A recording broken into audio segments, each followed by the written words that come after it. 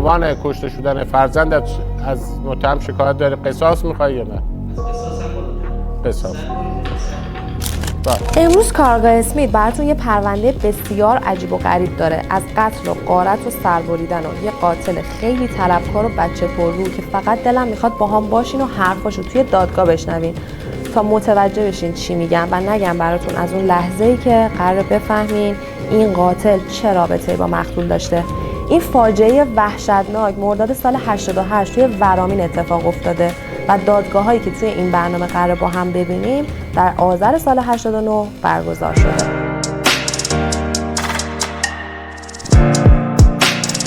سلام و درود به همه کارگاه اسمیتیای نازنین، خوش اومدین به کانال خودتون. قبل از شروع پرونده امروز میخوام تشکر کنم از کامنت های دلگرم کنندتون و خوشحالم که پرونده ها رو دوست دارین و دنبال میکنین. پس لطفاً با لایک و سابسکرایب همراهمون باشین و اون زنگوله رو هم بزنید تا از ویدیوهای جدیدمون با خبر بشین. دیگه وقتشه بی معطلی بریم سراغ این جنایت هولناک که به پرونده شغال سیاه معروفه. درخواست صادره نایه دادسرا را برآورد می‌کنم. در پرونده حاضر آقای فرزند عسکر متولد 1364 چون آزاد باسواد دارای سابقه محکومیت کیفری مدعی بازداشت به لحاظ صدور زمان بازداشت مقرر نامزد متهم است: یک، به ارتکاب قتل عمدی کودک موسی 9 ساله مرحوم سیروس از طریق بریدن عناصر حیاتی گردن مقتول. دختره رو چجوری کشتید؟ دختره رو خفش کرده بودن بعد با چاقو. کی این کارو کرد؟ فرامرز. برای چی خفش کرد؟ نمیدونم، رو حساب این که مثلا منو شناخته و یه موقع من گیر کردم میارم شلو بدم. بعد از اینکه اون خانم جیران کشتی متوجه میشه که نگین پشت پنجره شما رو میبینه. ناخودآگاه چاره جز این که بری با ایشون مقابله کنی نداشتی. خودت گفتی بعد رفتم بالا پاشو بستم. شما نزد قاضی قبول دارم رو من کشتم، به تنهایی کشتم. در زندان یادم دادن که دروغ بگویم چون شاید گفتن که جرمت کمتر بشود. نمیدونم چرا این کار رو کردم. هر دو نفر رو با چاقو کشتم و افرادی که نام بردم که بودن همش دروغ گفتم. یادم داده بودن که اینها رو بگویم. این اظهارات شما نزد جانشین بازپرسه. قتل دوم من نبودم، من در طبقه دوم بودم که به گشت اشیاء قیمتی میگشتیم که چیزی دستگیرمون نشد و یه گوشی فقط برداشتیم اومدیم پایین. فرامرز بچه رو خفه کرده و کشته. این فرامرز انجام داده؟ بله. تعریف هم نکرد برای شما چطوری قتل انجام داده؟ من از روزی که این اتفاق افتاد به اونور هیچ کدومشون رو ندیدم تا روزی که من دستگیر شدم یدالله رو آوردم و بیگناه اعلام کردم، گفتم بیگناه. نحوه قتل شما از این دو نفر شدی یا نه؟ چطوری آدم کشتن؟ وقتی که خودم بودم چه شنیدنی می‌خواستم. بعد از ظهر روز 12 مرداد سال 88 یه زن و شوهر که صبح زود از خونه بیرون رفته بودن برمیگردن خونه. با صدای جیغ و فریاد زن که جسد عزیزاشو دیده بود همسایه‌ها میان و خیلی سریع با 110 تماس میگیرن. ماموران و بازپرس ویژه قتل دادسرای ورامین فوری در محل حاضر میشن و پرونده به صورت ویژه در دستور کار قرار میگیره و چند نفری به عنوان مظنون دستگیر میشن. در سحرگاه روز دوشنبه مورخ 12/5/88 هنگامی که پیرزنی مؤمن و بیگناه در منزلش در حال انجام کارهای روزمره بوده و نوه‌اش دختر بچه‌ای معصوم در خواب خوش صبحگاهی به سر می‌برده است، مردی به نام متأهل که در همسایه دیوار به دیوار مقتولان بوده است با سوء استفاده از عطوفت و مهربانی پیرزن سالخورده و با این ادعا که کلید منزلش را به همراه ندارد و ناچاران بایستی از دیوار حیاط همسایه که همان منزل مقتولان باشد وارد منزل خودش شود، به درب منزل مراجعه می‌نماید. زمانی که درب را باز کرده و به اجازه ورود می‌دهد و خودش نیز جلوتر از قاتل در حال حرکت بوده است و زمانی که هر دو به حیاط منزل میرسند، قاتل به وسیله کاردی که از قبل تهیه نموده بوده در اقدامی ناجوانمردانه با ضربات متعدد از پشت سر پیرزن سالخورده را نقش بر زمین نموده و پس از درگیری کوتاهی با یکدیگر با فرو بردن کارد در گلویش او را به قتل میرسد. در همون تاریخ ساعت 13:45 که جریان قتل و تجاوز به کلانتری گزارش داده میشه و کلانتری میاد برای بازدید از صحنه، دقیقاً همون چیزهایی رو که ایشون گفته، موادی که اونجا بوده، نحوه افتادن جسدی که اینها گفتن در تحقیقات خودشون، آقای مأمورین کلانتری هم دقیقاً همون رو بیان کرد که بله اینجوری افتاده بود اونجا، این مواد بود، اینجور شده. قضات محترم ملاحظه می‌فرمایند که اقاریر صریح متهم با آنچه که در گزارش مأمورین نیروی انتظامی در زمان اولیه وقوع حادثه در بازدید از محل وقوع جرم و همچنین آنچه در نظریه پزشکی قانونی آمده است مطابقت داشته و متهم در عملی شنیع و کثیف مرتکب جنایت به اون. متهم 29 ساله این پرونده با اسم شناسنامه بخشلی که شاهین صداش میزدن بعد از دستگیری به جرمش اعتراف میکنه و میگه بعد از کشتن جیران 80 ساله و موقع شستن دستاش متوجه میشه که نگین بیدار شده و همه چیزو دیده. برای همین داخل خونه میره و بعد از آزار جنسی به گفته خودش دست و پای نگین رو با آستین لباسش گره میزنه و میبنده و میره طبقه بالا و یه موبایل برمیداره. ولی وقتی میاد پایین میبینه نگین دستاشو باز کرده، برای همین اونو خفه میکنه و سرشو میبره. بعدا شاهین تمام این اتفاقات رو بازسازی میکنه و با قرار بازداشت موقت به زندان میره، اما روز دادگاه حرفاش کاملا عوض میشه و همه چیزو انکار میکنه که با بررسی میفهمن زندانیای دیگه بهش یاد دادن که به دروغ بگه هم دستاش قتل رو انجام دادن تا از مجازات فرار کنه. چند سالته؟ 26. هویت شما محرز از تفسیر ماده 129 قانون آیین دادرسی کیفری به شما تفسیر میشه. اتهام 2 فقره قتل عمدی و سرقت توأم با اذیت و آزار. اتهام انتصابی قبول داری؟ اتهام قبول دارم ولی تنها نبودم، شریک جرم داشتم. چرا تا الان اسمی از اونا نبود؟ 8 بار شما اقرار کردید که تنهایی این کارو کردید.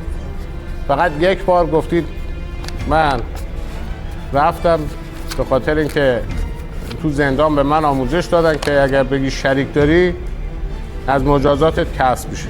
چون من قبل مثلا آشناییت داشتم با این خانواده، رفت آمد خانوادگی داشتم، اطمینان داشتن به من، گفتم که میتونم وارد این خونه بشم. چجوری وارد شدی بگی؟ زنگ دادم و وارد خونه شدم به هوای اینکه برم خونه‌مون. خب و مثلا رفیقام هم قلاب بگیرم برم داخل اون. خب که قتل انجام شد. بعد تعریف کن چجوری شد، چه کار کردی؟ وقتی وارد شدی پیرزن چه کار کرد؟ وارد خونه که شدیم یکی از دوستانم که فرامرز از پشت پیرزن رو گرفت و با چاقو پشتش زد و من که اومدم طلاها رو گردنش بکنم دستش انداخت مو صورتمو چنگ انداخت و 2 دست علنگو بود و 2-3 تا گردنبند و گوشواره و انگشتر. این خانم مگه چقدر طلا داشت؟ میارزید برای یه مبلغ ناچیز 2 نفر برای یه آدم موادی 1000 تومان هم 1000 تومان. بله؟ برای یه آدم موادی 1000 تومان هم 1000 تومانه. خب شما شاهد فوتش بودی؟ بله. خب چقدر طول کشید برای این ضربات؟ تقریبا 3 یا 4 دقیقه. از کجا میدونستن اون پیرزنه طلا داره؟ از کجا میدونستن که خب تو عروسی من اومده بودن و رفت آمد زیاد با هم داشتیم. کیا؟ رفت آمد خانوادگی با همین فرامرز و یدالله. خب مثل یه برادر با هم بودیم. ولی پیرزن از کجا میدونستن این پیرزنه طلا داره؟ خب میگم با من رفت آمد داشتن، خب شناخت روی اینا هم پیدا کرده بودن، رفت آمد خانوادگی ما با اینا رو هم دیده بودن. کجا تهیه کرده بودی؟ کارت قبل تهیه شده بود دست فرامرز. کارد کجا انداختیش؟ یا کارد کجا انداختیش؟ کاردو نمیدونم دست فرامرز. کی با اینا هماهنگ کردی؟ کی با اینا هماهنگ کردم که همیشه با اینا بودم من. کسی منو نشناسایی کرد و کسی نبود اصلا تو مرگ منو شناسایی کنه. نه پیرزن که میشناخت شما رو. پیرزن بله منو میشناخت. حتی شما عروسیتون هم تو خونه ایشون برگزار کردید. نه اصلا عروسی ما تو خونه ایشون هم نگرفتیم. همساده‌تون بود یا نه؟ بله. اینا به همه مشکوک بودن غیر از شما. اینقدر روابطشون به شما اصلا نبوده. بنابراین شما وقتی وارد شدید میدونستید که باید پیرزن رو بکشید. شما چیزی از من نپرسیدید. میگم علی شما میخواین منو بپیچونید. علی بهش تجاوز کرد. شما چند دقیقه رفتی بالا مگه؟ چقدر کشید؟ 7-8 دقیقه. با 7-8 دقیقه علی تجاوز کرد. دیگه نمیدونم. باش فقط علی اومد تو ساختمون. نه سجاد بود، جلال بود و با رضا. آقای وکیل چون ملاحظه کردید فرامرز و یداللهی نبود پس آقای دفتر منشی بنویسید که اظهارات متهم متناقض است. مأمورین شما هیچ موقع اصلا صحبت از علی نکردید در مورد تجاوزم، فقط گفتید سجاد و علی بودن. اینم که من الان به 2 گفتم گفتید، تا حالا میگفتید یدالله و فرامرز. خود شما خودت هم گفتی آقا من اینجوری شد تحریک شدم مجبور شدم این کارو بکنم. خانم هم حامله بود. چه دفاعی داری با وجود؟ دفاعی ندارم.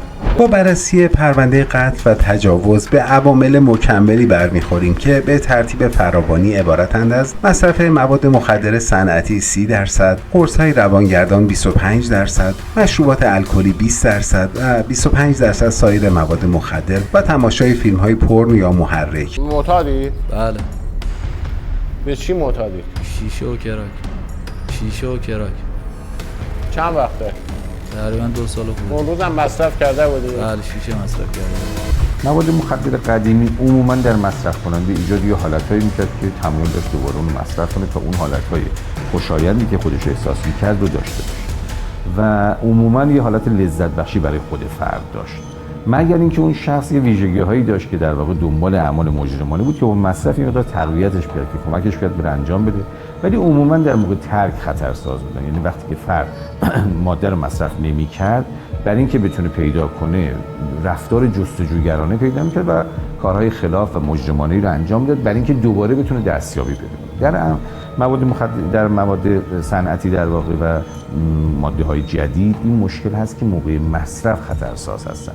یعنی یه فردی وقتی مصرف میکنه انرژی مضاعفی رو به سلول‌های مغز برای سیستم روانی میده و ماده‌ای رو تقویت میکنه که عموماً دوپامین هست در مغز، باعث میشه که فرد خشونت غیر قابل کنترل پیدا کنه و چون مدیریت ذهن هم به هم میرزه ایجاد سوء ظن، بدبینی، افکار هذیانی ایجاد میکنه، توهماتی رو ایجاد میکنه. قبل از اینکه برگردیم به دادگاه ادامه پرونده شغال سیاه رو ببینیم که چطوری پلیس ردش رو زدن و داستان دستگیریش و عاقبتش چی شد، میخوام با هم صحبت‌های یه مجرم دیگر رو بشنویم. من 32 سالمه، تقریبا از 17-18 سالگی الکل مصرف میکردم. شما از حالات ظاهری یه آدم مست میتونید بفهمید چی کار کرده، ولی خانواده من زیاد براشون مهم نبود با چه وضعی به خونه میاد. نمیدونم، شاید هم میخواستن کاری کنن ولی از من میترسیدن. این حال روز ما بود. از 20 یا 21 سالگی یکی از تفریحاتمون تماشای فیلم‌های خشن و ناجور بود. منظورم فیلم‌های مستهجنه، اونم از مدلایی بود که تو چند سال اخیر زیاد شده که توش خشونت و رفتارهای وحشیانه زیاده.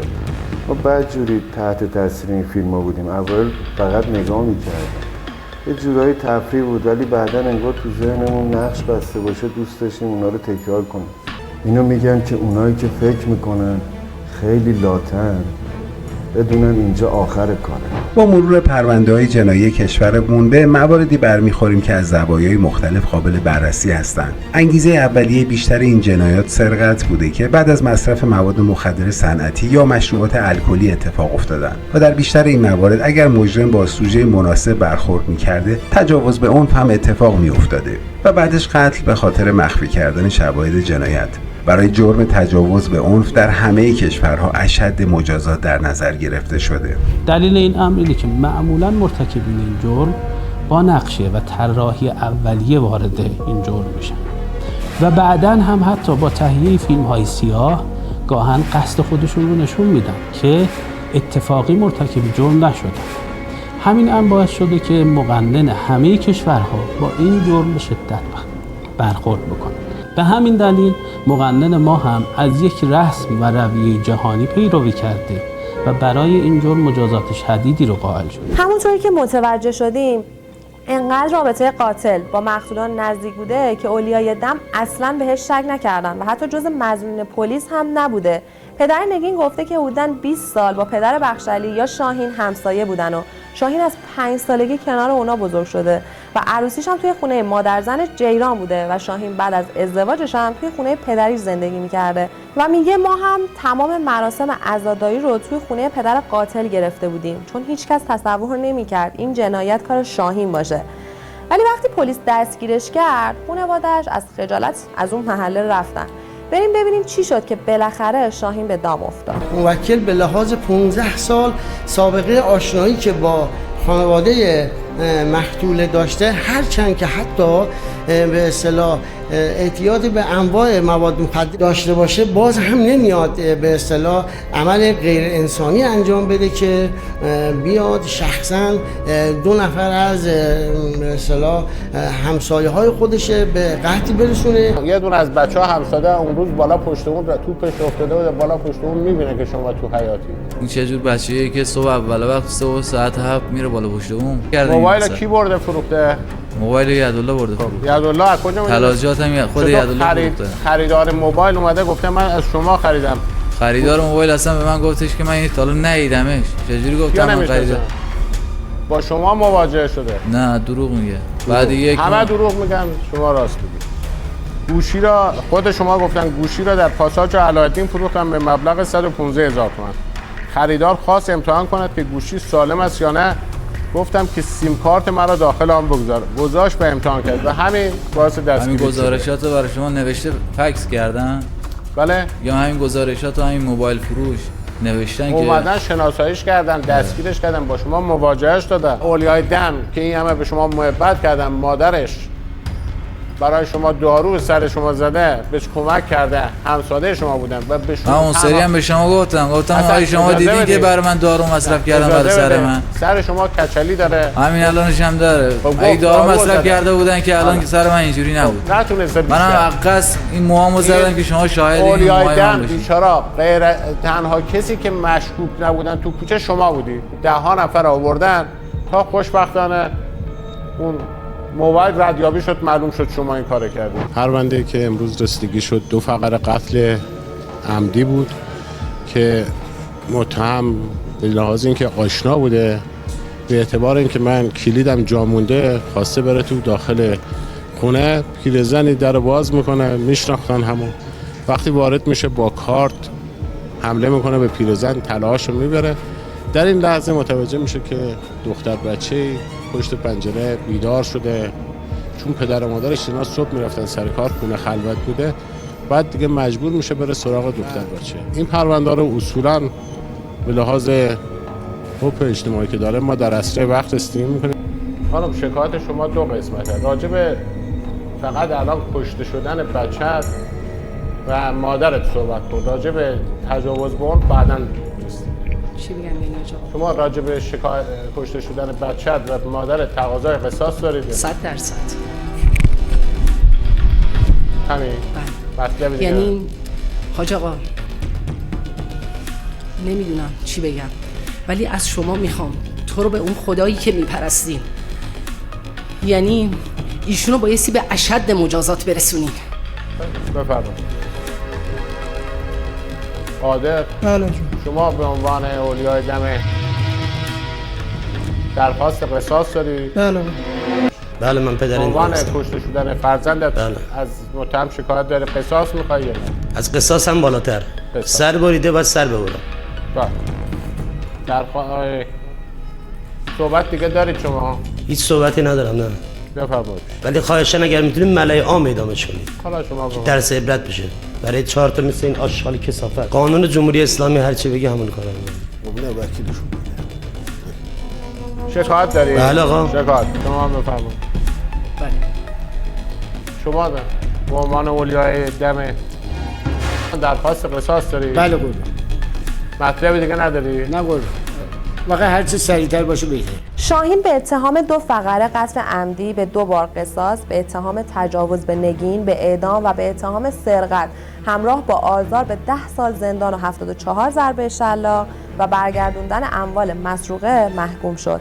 1 سال بعد از محاکمه چهارشنبه 4 آبان 90 بخشعلی شاهین در ملأ عام اعدام شد، در حالی که روز قبلش حکم شلاق به اجرا در اومده بود.